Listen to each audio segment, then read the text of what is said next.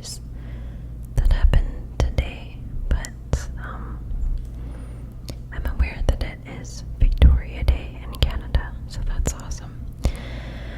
Okay, so I just someone commented a couple days ago, and they said something along the lines of, you say hello Lightbringers at the beginning of every one of your videos. Do you not know that Lucifer is the light bringer, or he's actually, it's properly translated the light bearer. I do understand that. Thank you. I'm not trying to be sarcastic, sorry. I do understand that. But the reason that I call you light bringers is actually to counter that. So it's kind of a little play on words based off Matthew 5. In Matthew 5, Jesus says that we are the salt and we are the light, and that we should not hide that light, that we are a city on the hill and we should shine before all people and show his glory to all of creation. And I do believe fiat lux, which is Latin for let there be light, that was actually the symbol of, or the motto, the saying of the first university that I was at. And it means let there be light, let there be illumination, let there be education. So it's a little bit of a play of all three of those things. And I do understand some people do jump to conclusions and not ask questions. Asking questions is always the way to go, my friend. But yeah, if there is something that you are struggling with that I'm talking about, or just doesn't make sense, or you think I'm heretical, please just ask questions. I know that the people who don't ask the questions, they're few and far between, and they kind of just like control you. I realize that the majority of you are incredible, but if there are any of you who want to just like beak off and accuse people of things that aren't actually real, yeah, that's not the community that we are growing here. Again, I love freedom of speech. I think it's so important to be able to say what you're thinking. I also think that in the spirit of education, it's really important to learn how to communicate what you're thinking to other people without coming across as volatile and rude. And I'm not cool with it, There are some channels that, I guess it just happens so often that they kind of have to let it slide. But I read every single comment, and yeah, I love you guys, and I want to make a place that's safe, so I just don't really tolerate bullying of anybody, because I love you guys, and that's not what I want for my friends. It's not what I want to grow into or create. So anyway, that being said, welcome. Huge welcome. I should have started with this. To everybody who's joined in the past little while, I'm so honored that you have decided to spend time with me, with us, learning and growing and relaxing together. Not sure if you heard of my husband. He's coughing. Might have to edit that out. Gotta love life. Yeah, but anyway, so thank you for being here. It really is my honor to see your name pop up.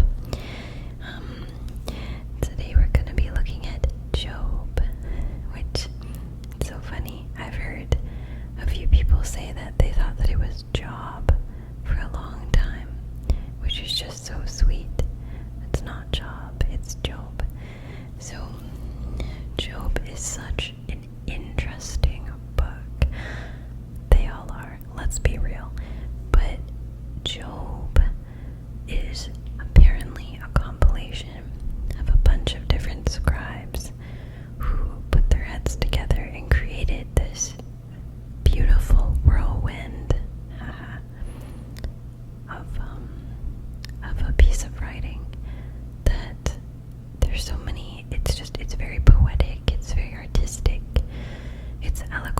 it gets to the heart of humanity, human understanding of themselves. It's a mirror, kind of like Jonah. If you've watched my Jonah video, it's kind of similar to that.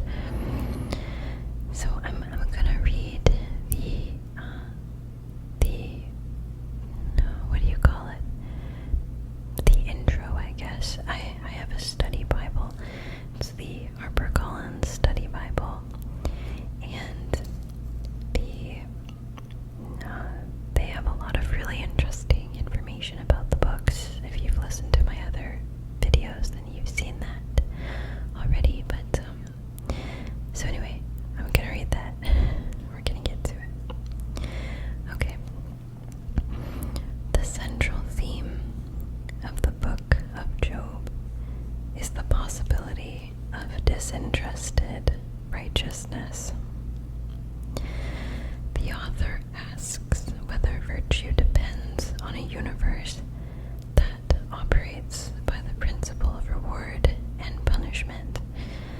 At stake is the survival of religion, service to God, without thought of the carrot or the stick. Then innocent suffering cannot quench the fires of spiritual devotion. Job's response to adversity in the prologue affirms such faith.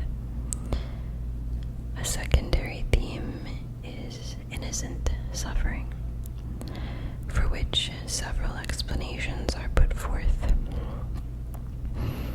The retributive, disciplinary, probative, and eschatological, redemptive, revelatory, ineffable, and incidental. It's a lot of words, a lot of big words. Yeah, we'll leave that to soak. Alright, so the structure of the book. So the book's structure can be viewed from the standpoint of its diction, its drama, or individual components in outline form. There's a lot of different pieces that make this book. A frame narrative is prose enclosed, a poetic debate. That's so cool. So there's a poetic debate in the prose. This combination is found also in some other ancient wisdom texts, such as the Aramaic tale of Alekhar and the Egyptian instruction of Enkeshonshki. Alternatively, 3 dramatic episodes take place, each introduced by brief comments. Thus, the hero is afflicted, he complains, and is rebuked by 3 friends. And after a young enthusiast takes up the task of demonstrating Job's folly, God rebukes Job but restores him. A more natural division consists of Job's affliction, despite him and his 3 friends. A monologue by a previously unmentioned person. There's always fun. 2 divine speeches and 2 submissions on Job's part, and a prose happy ending. This is so cool.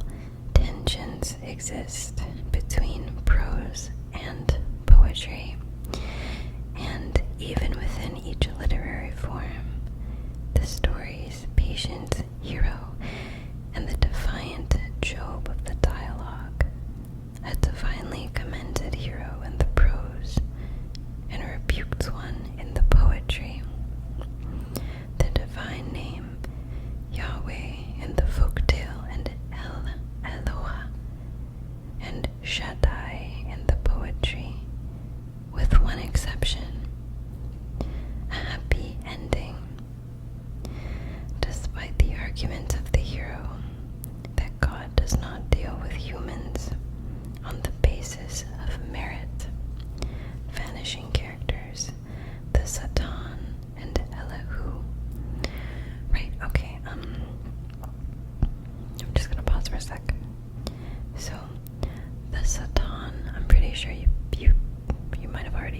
guess, or you picked up on it. It means the Satan, so the accuser. In Job, it's the Satan isn't so much the proper noun, it's more an adjective to explain who this being is in the divine council. And as we read through it, if you've never read Job, the divine council becomes more clear. If there is interest in me actually just reading Job, I can do that, and I can point out where the divine council is and just like interject as I read. But, so yeah, and it's ha Satan is how it's said in the Hebrew. Ha, the, and then Satan, accuser. We say Satan, but it's just, yeah, it's not how they'd say it in Hebrew, so it's ha Satan. It's a fun little party trick. Okay, so I'm gonna okay. Although skilled authors can use dissonance effectively, the book is at odds with itself, and irony abounds. I love that so much. It's very unhinged, right? Like, Job is beautifully written, but it's so unhinged. There's always someone's opinion, someone else's opinion, someone else's opinion, someone else's opinion. There's no, like, yeah, the conclusion is kind of unsatisfactory in some ways too. But anyway, to the original readers, it would have been funny and heartbreaking at the same time, and didactic. Anyway, okay. So the setting of the book, the events of the book are set in patriarchal, or the author says pre-patriarchal, so before patriarchy had a term, times when heroes such as Noah, Daniel, and Job are thought to have lived, all contemporaries. Job's possessions are appropriate to that age. There are cattle and servants. The monetary unit in the epilogue is mentioned elsewhere only in Genesis 33 verse 19. Also Josh 24 verse 42, which alludes to the incident. Job's three friends and the enemy marauders, Sabaeans and Chaldeans, belong to clans from the patriarchal world. His sacrifice of animals accords with practice prior to the time of official priests. The lifespan of the restored hero that is Job is at home in patriarchal times. This is cool. The name Job, which can be translated enemy, corresponds to Akkadian names with such translations as where is the divine father and inveterate foe / hated one. So it's very interesting. Alright, and then so the date of composition of Job. The date of composition cannot be determined, but several things point to the late 6th or 5th century BCE. That is the linguistic evidence, the possible allusion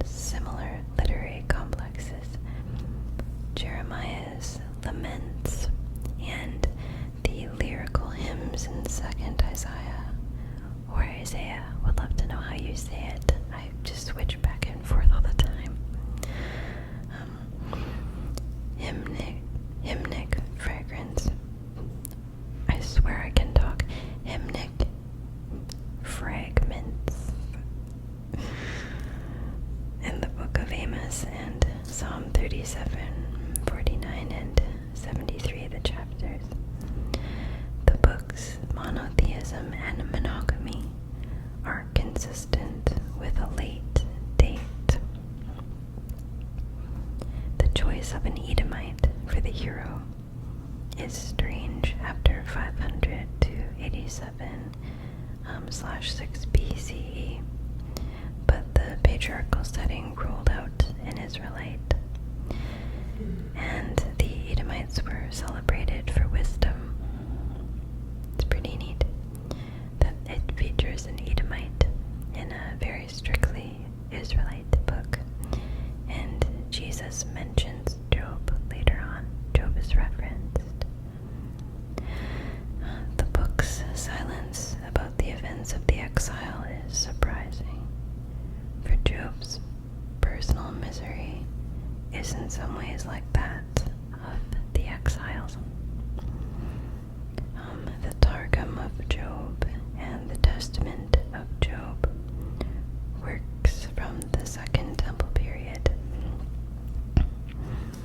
prove that the biblical text of Job was in circulation by the end of the 2nd century BCE.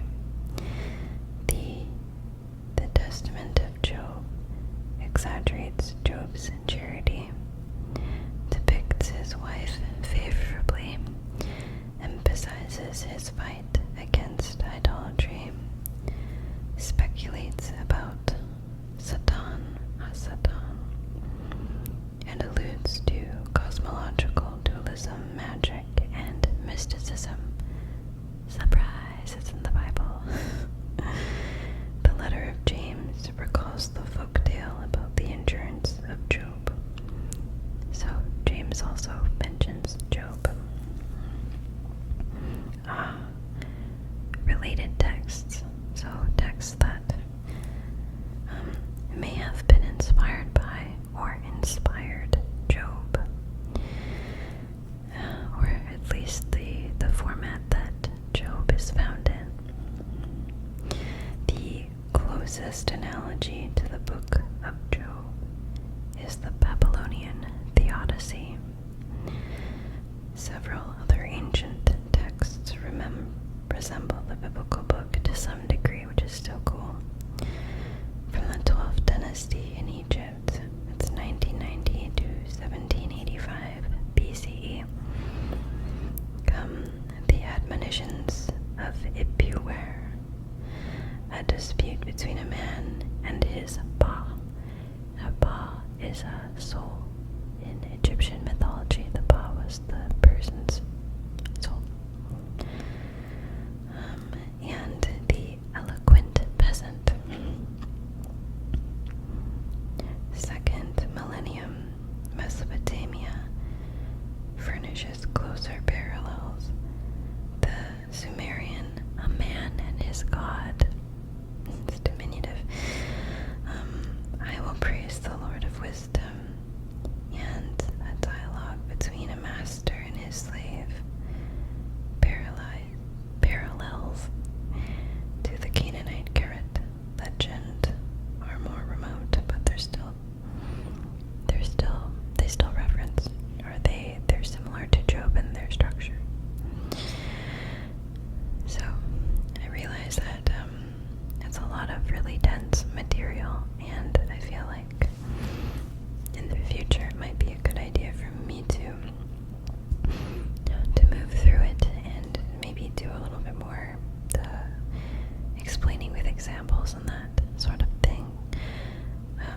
I don't know if I find that helps me when I'm learning something new. If you're learning something new for the first time, I don't want you to feel like you're completely and totally lost. I feel that way when I'm reading a majority of my textbooks as of late. They're very dense. So please, never hesitate to tell me that, that didn't really make sense. Would you mind expanding with more examples or whatever, whatever you need? Just let me know. These books they're so incredible, and they're so dense, and there's so much to learn about them. If you speak another language, you probably know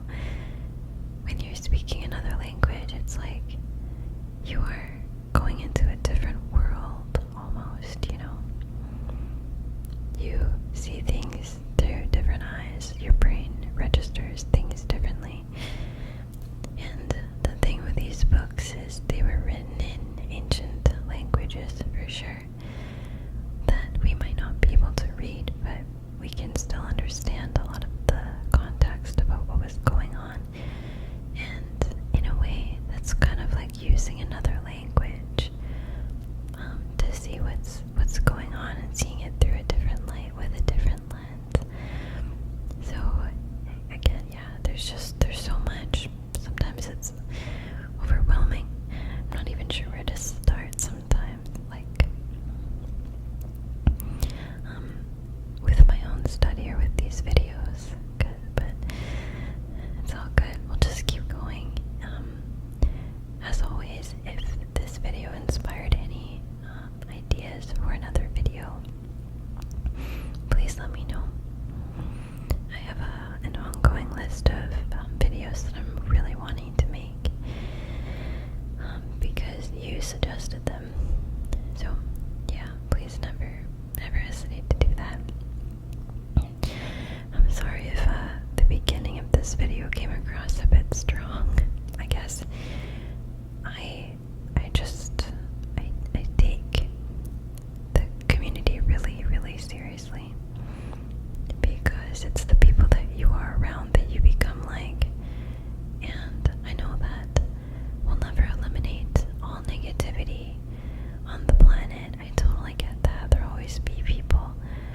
You just need to sort of poke a hole in the boat, you know? And it's okay. That's gonna happen. But I guess it was more of a loving reproof of those who really want to be a part of the community, but who can be kind of volatile, you know? It's like, we love you, you don't have to be that way. I mean, I can't speak for everybody, but I know for sure that if you have a different opinion, I would love to hear it. Really, really, really. I learn a lot from you. So, yeah, you don't worry about biting my head off. It wouldn't taste very good anyway. Just let me know what's on your heart, and I can